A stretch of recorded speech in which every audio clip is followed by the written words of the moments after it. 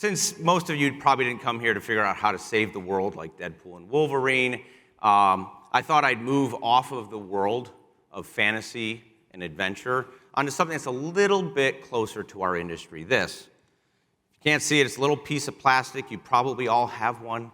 It's a credit card, right? And this little thing has helped us do some pretty amazing things. So you see the numbers, right? So in the last year, we've had over 700 billion transactions with a credit card done globally. That's nearly 2 billion per day, and more than 50% online, right, without even a personal interaction. That's pretty incredible because, frankly, e-commerce is only about 3 decades old. And it's very different than what most of us learned about when we grew up, right? So you may have had a mother like mine, right? And you heard things like this: never get in a car with a stranger.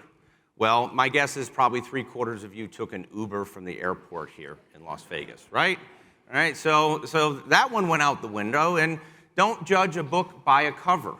Every day, millions of things are bought simply based on a Google rating by strangers, right? No, not your friends, not your family, right? So what's really behind this? How did we get here? Well, frankly, it's trust. And so I'm going to talk about a partnership that helped to actually build e-commerce as it exists today, because I think we can learn a lot from it. Things grew nicely, right? From less than 100 million in 1960 to 2 billion in 1990. Strong growth, but a far cry from the near trillion transactions we see in a year today. Unbelievable. So what happened? Well, along came this little thing called the internet. And right behind it, our favorite pastime, e-commerce, right? So in 1994, the first credit card transaction online happened.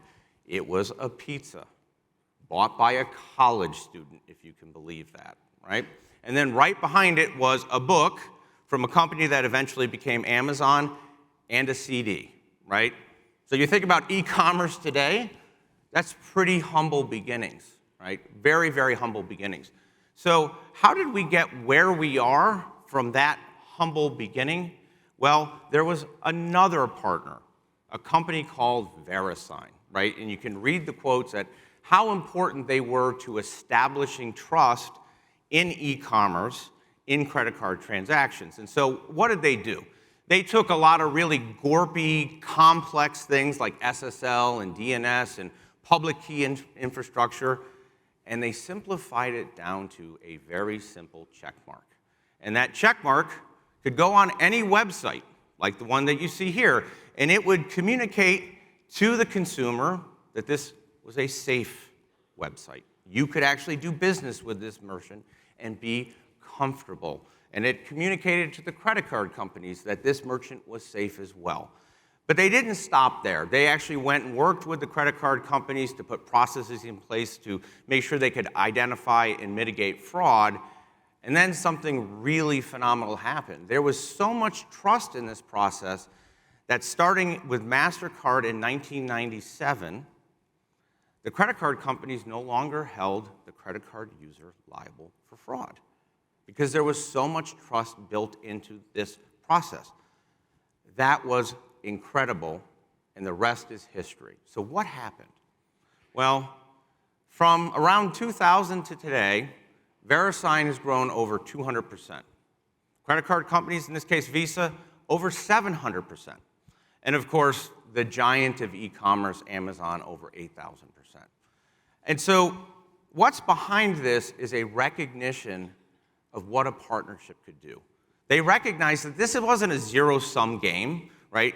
I gain, you lose, you gain, I lose, but they could work together and create value for everyone in the ecosystem. And fundamentally, that's what's behind our relationship. And that's what's behind the theme of the conference.